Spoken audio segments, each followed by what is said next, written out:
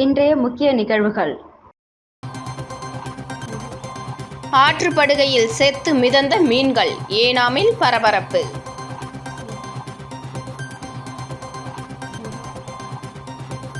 உழவர்கரை நகராட்சி ஊழியர்கள் பிச்சை எடுத்து போராட்டம், நிலுவை சம்பளத்தை உடனே வழங்க வலியுறுத்தல்.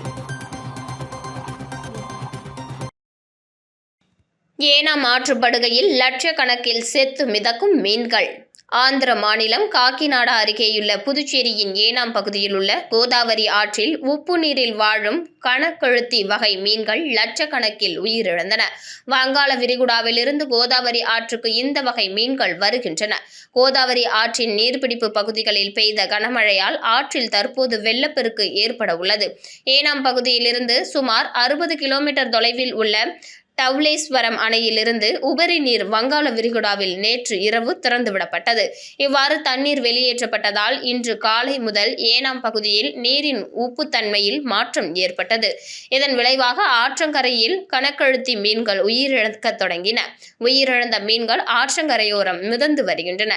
இதனால் அப்பகுதியில் 5 கிலோமீட்டருக்கும் அதிகமான பரப்பளவில் துர்நாற்றம் வீசுகிறது. சில மீனவர்கள் மற்ற வகை மீன் வளர்ப்பிற்கான உணவாக பயன்படுத்துவதற்காக இந்த இறந்த மீன்களை சேகரித்தனர். கடல் மீன்கள் ஆற்றுக்கு வரும்போது நீரின் தன்மையில் ஏற்படும் மாற்றங்களால் அவை உயிரிழக்க நேரிடும் என்று ஏனாம் மீன்வளத்துறை உதவி இயக்குனர் டடலா கோண்ட்யா தெரிவித்தார். இதற்கு நீரின் உப்புத்தன்மை மாற்றமே முக்கிய காரணமாகும். கடந்த ஆண்டும் வெள்ளப்பெருக்கு காலத்திற்கு முன்னதாக இதே போன்றதொரு நிகழ்வு நடைபெற்றது குறிப்பிடத்தக்கது. உழவர்கரை நகராட்சியில் ஊழியர்கள் மற்றும் ஓய்வூதியதாரர்களுக்கு வழங்க வேண்டிய நிலுவை சம்பளத்தை வழங்க வலியுறுத்தி நகராட்சி அலுவலகத்தில் பிச்சை எடுக்கும் போராட்டம் நடைபெற்றது. உழவர்கரை நகராட்சியில் பணியாற்றும் ஊழியர்கள் மற்றும் ஓய்வூதியதாரர்களுக்கு புதுச்சேரி அரசாங்கம் 7வது ஊதிய குழுவை வழங்க உத்தரவிட்டது. இந்த நிலையில் வழங்கப்பட வேண்டிய 33 மாத நிலுவை சம்பளம், ஓய்வூதிய பலன்கள் மற்றும் பணிக்கொடை உள்ளிட்ட நிலுவைத் தொகைகளை உடனடியாக வழங்க வலியுறுத்தி நகராட்சி அலுவலகத்தில் தொடர் காத்திருப்பு போராட்டம் மற்றும் பிச்சை எடுக்கும் போராட்டம் நடைபெற்றது. உழவர்கரை நகராட்சி ஊழியர்கள் மற்றும் ஓய்வூதியதாரர்களின் ஐக்கிய சங்க கூட்டமைப்பு சார்பில் நடைபெற்ற இந்த போராட்டத்தில் நகராட்சி ஊழியர்கள், ஓய்வூதியதாரர்கள் மற்றும் தொழிற்சங்க நிர்வாகிகள் பலர் பங்கேற்றனர். மேலும் கடந்த 8 மாதங்களாக மாதாந்திர சம்பளமும் தாமதமாக வழங்கப்படுவதால் ஊழியர்கள் கடுமையாக பாதிக்கப்பட்டுள்ளனர். ஓய்வூதியதாரர்களுக்கு வழங்கப்பட வேண்டிய ஓய்வூதியம், பணிக்கொடை, மருத்துவ பலன்கள் உள்ளிட்ட உரிமைகளும் நிலுவையில் உள்ளதாக குற்றம் சாட்டினார். மேலும் உழவர்கரை நகராட்சி நிர்வாகம் நிதி பற்றாக்குறையை காரணம் காட்டி ஊழியர்களின் நலன்களை புறக்கணிப்பதாகவும், இதனால் பல ஊழியர்கள் மற்றும் ஓய்வூதியதாரர்கள் கடன் சுமை, குடும்ப செலவுகள் மற்றும் மருத்துவ செலவுகளை சமாளிக்க முடியாமல் அவதிப்படுவதாகவும் தெரிவித்தனர்.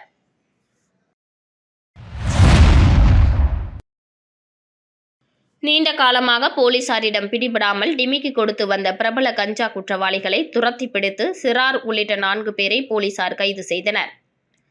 புதுச்சேரி தெற்கு பகுதி காவல்துறை கண்காணிப்பிற்கு உட்பட்ட அரியாங்குப்பம் பல்வேறு பகுதியில் கஞ்சா விற்பனை அதிகரித்து வருகிறது. இதனால் கொலை முயற்சி, வழிப்பறி உள்ளிட்ட பல்வேறு குற்ற சம்பவங்கள் நடந்து வருகிறது.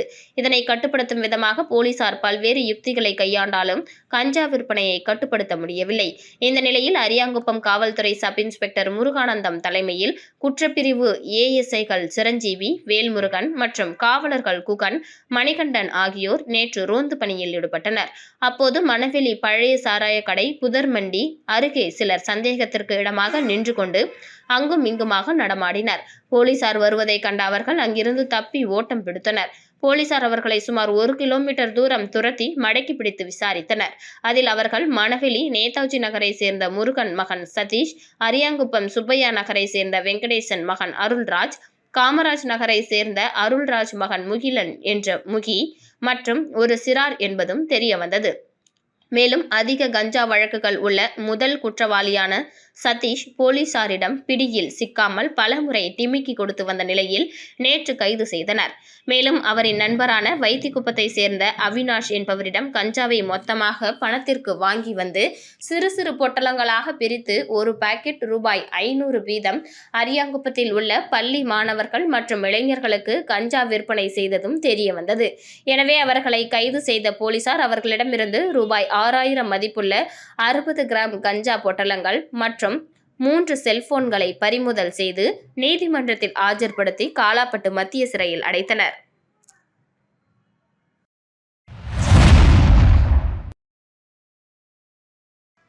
பாண்டிச்சேரி பிரீமியர் லீக் 3வது சீசனில் தொடர்ந்து 2 போட்டிகளில் வென்று வில்லியனூர் மோஹித் கிங்ஸ் அசத்தல் வெற்றி பெற்றது. பாண்டிச்சேரி பிரீமியர் லீக்கின் 3வது சீசன் கடந்த 7ஆம் தேதி தொடங்கி கோலாகலமாக நடைபெற்று வருகிறது. அதன் தொடர்ச்சியாக நேற்று மதியம் நடைபெற்ற 4வது லீக் போட்டியில் ரூபி ஒயிட் டவுன் லெஜண்ட்ஸ் அணியும் வில்லியனூர் மோஹித் கிங்ஸ் அணியும் மோதின. இந்த போட்டியில் டாஸ் வென்ற ஒயிட் டவுன் அணி முதலில் பந்து வீச்சை தேர்ந்தெடுத்தது. அதில் அபாரமாக ஆடிய வில்லியனூர் அணியின் கேப்டன் அமன்கான்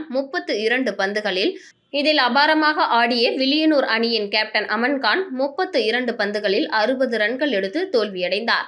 20 ஓவர் முடிவில் வில்லியனூர் அணி 6 விக்கெட் இழப்புக்கு 198 ரன்கள் எடுத்தது. பின்னர் 199 ரன்கள் எடுத்தால் வெற்றி என்ற நிலையில் ஒயிட் டவுன் அணி களமிறங்கியது. ஒயிட் டவுன் அணி 19.1 ஓவர்களில் அனைத்து விக்கெட்டுகளையும் இழந்து 175 ரன்கள் எடுத்து 23 ரன்கள் வித்தியாசத்தில் தோல்வியை தழுவியது. இந்த சீசனில் வில்லியனூர் அணி தொடர்ச்சியாக 2 போட்டிகளில் வென்றுள்ளது. 60 ரன்கள் எடுத்த அமன்கான் ஆட்டநாயகன் விருதை பெற்றார். தொடர்ந்து 5வது லீக் போட்டியில் ஜெனித் ஏனம் ராயல்ஸ் அணியும் மாஹி ஸ்ட்ரைக்கர்ஸ் அணியும் மோதின. டாஸ் வென்ற மாஹே அணி முதலில் பந்து வீச தீர்மானித்தது. முதலில் களமிறங்கிய ஏனாம் அணி 20 ஓவர் முடிவில் 7 விக்கெட் இழப்புக்கு 184 ரன்கள் எடுத்தது. அடுத்து 185 ரன்கள் எடுத்தால் வெற்றி என்ற இலக்குடன் களமிறங்கிய மாஹே அணி 19 ஓவர் முடிவில் 6 விக்கெட்டுகளை இழந்து 188 ரன்கள் எடுத்து 4 விக்கெட் வித்தியாசத்தில் வெற்றி பெற்றது. இந்த தொடரில் மாஹே அணி முதல் வெற்றியை பதிவு செய்தது. 82 ரன்கள் குவித்த ரித்திக் சர்மா ஆட்டநாயகன் விருதை தட்டி சென்றார். தொடர்ந்து இன்னும் மதியம் 6வது லீக் போட்டியில் வில்லியனூர் மோஹித் கிங்ஸ் அணியும் காரைக்கால் நைட்ஸ் அணியும் மோதுகின்றன. மாலையில் நடக்கும் 7வது லீக் போட்டியில் மாஹே ஸ்ட்ரைக்கர்ஸ் அணியும் ஊசுடு அக்காட் வாரியர்ஸ் அணியும் மோதுகின்றன.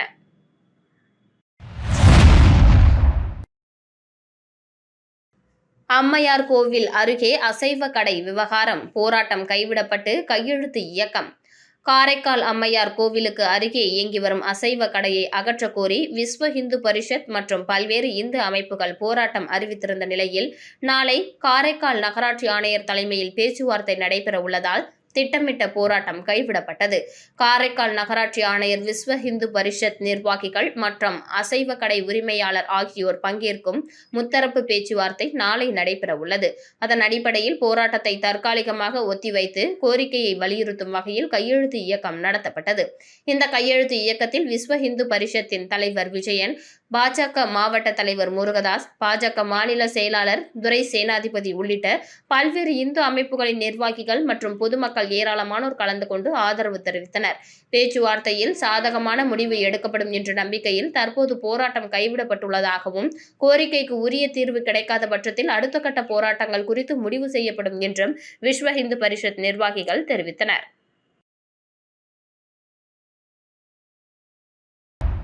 விளம்பர இடைவேளைக்கு பிறகு செய்திகள் தொடரும். சென்டர் இருக்கு, சம்மர் டென்ஷன் எதுக்கு? தனம் சேல் சென்டர் இருக்கு, சம்மர் டென்ஷன் எதுக்கு? தனம்ல ஏசி வாங்கி சம்மரை சில் பண்ணுங்க. தனம் சேல் சென்டர், காமராஜ் சாலை, பாண்டிச்சேரி. செய்திகள் தொடர்கின்றன. சில நிமிடங்களில் பேட்டரி மாற்றம். பியாகியோ அப்பே இ-சிட்டி ஸ்வாப் மின் வாகனத்தை முதலமைச்சர் ரங்கசாமி அறிமுகம் செய்தார்.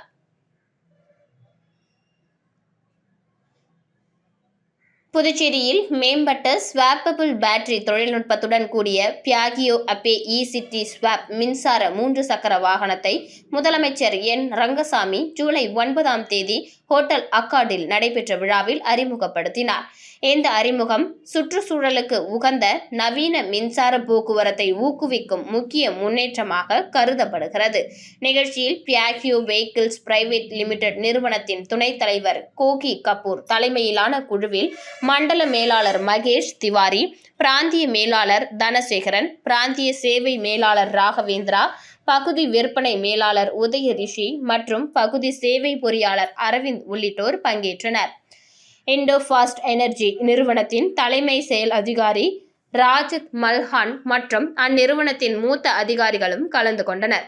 புதுச்சேரியில் பியாஜியோ மின்சார வாகனங்களின் அங்கீகரிக்கப்பட்ட விற்பனையாளர் நிறுவனமான ஃபியூச்சர் ஆட்டோமொபைல்ஸ் சார்பில் அதன் தலைமை செயல் அதிகாரி VP அப்துல் ரஹ்மான் மற்றும் நிர்வாக இயக்குனர் டாக்டர் முகமது நிஹால் சகாரியா ஆகியோர் முதலமைச்சர் மற்றும் சிறப்பு விருந்தினர்களை வரவேற்றனர். விழாவில் உரையாற்றிய கோகி கபூர், இந்தியாவின் மின்சார வர்த்தக போக்குவரத்தில் இந்த வாகனம் புதிய அத்தியாயத்தை தொடங்குவதாக குறிப்பிட்டார். வழக்கமான மின் வாகனங்களைப் போல மணிக்கணக்கில் சார்ஜ் செய்ய வேண்டிய அவசியமின்றி சில நிமிடங்களிலேயே காலியான பேட்டரியை முழு சார்ஜ் செய்யப்பட்ட பேட்டரியுடன் மாற்றிக்கொள்ளும் வசதி இதில் உள்ளதாகவும், இதன் மூலம் வாகனங்களின் செயல்பாட்டு நேரமும் ஓட்டுநரின் வருமானமும் அதிகரிக்கும் என்றும் அவர் தெரிவித்தார். பியாஜியோ அப்பே சிட்டி ஸ்வாப் அறிமுகம் புதுச்சேரியில் மின்சார வாகன பயன்பாட்டை மேலும் விரிவுபடுத்துவதோடு கார்பன் உமிழ்வை குறைத்து பசுமை வளர்ச்சிக்கு வலு சேர்க்கும் என எதிர்பார்க்கப்படுகிறது.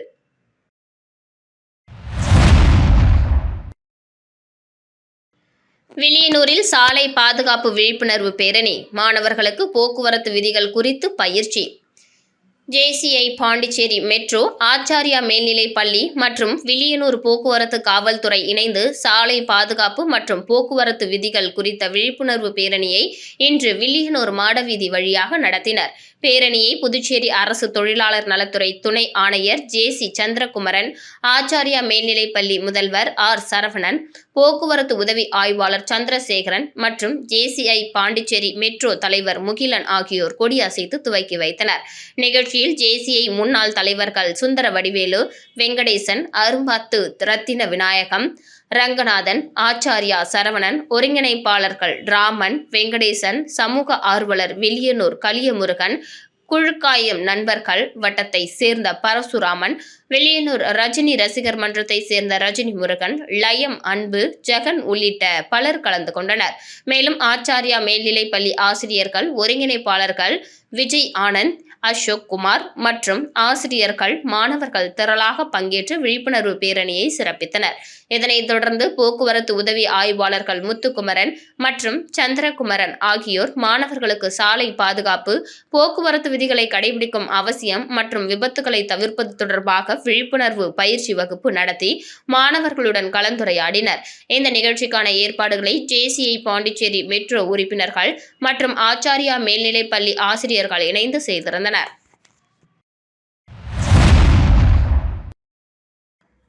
காமராஜர் நகர் தொகுதி சாரம் வார்டு புதுசாரம் நடுத்தெருவில் அமைந்துள்ள பிசியோதெரபி கிளினிக்கில் அதன் உரிமையாளர் காமராஜர் நகர் தொகுதி சட்டமன்ற உறுப்பினர் ஜோஸ் சார்லஸ் மார்டினிடம் கேட்டுக்கொண்டதற்கு இணங்க தனது சொந்த செலவில் அக்வாகார்ட் வாட்டர் பியூரிஃபையரை வழங்கினார்.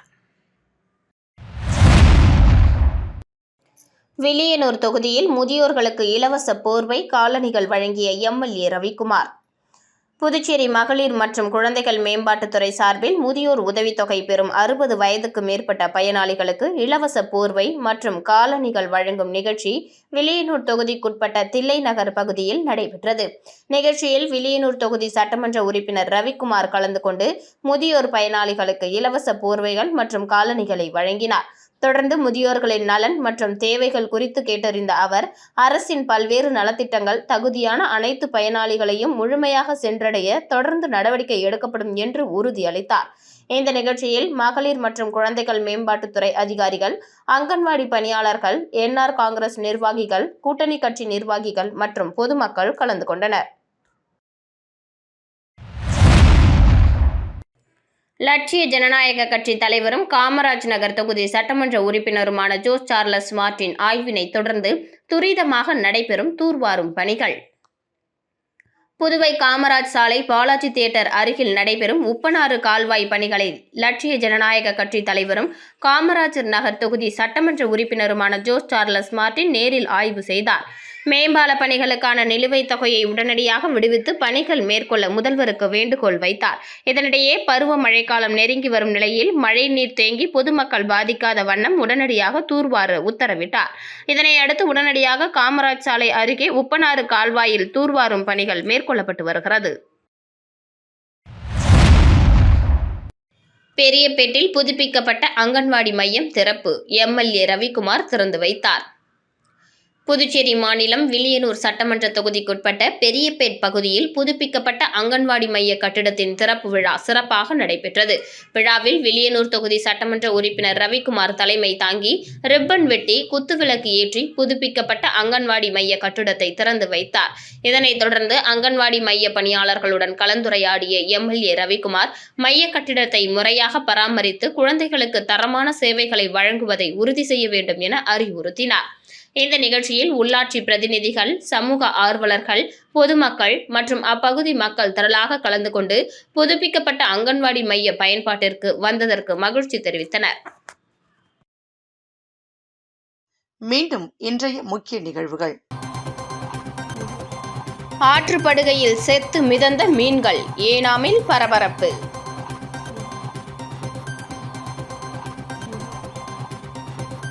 உழவர்கரை நகராட்சி ஊழியர்கள் பிச்சை எடுத்து போராட்டம், நிலுவை சம்பளத்தை உடனே வழங்க வலியுறுத்தல்.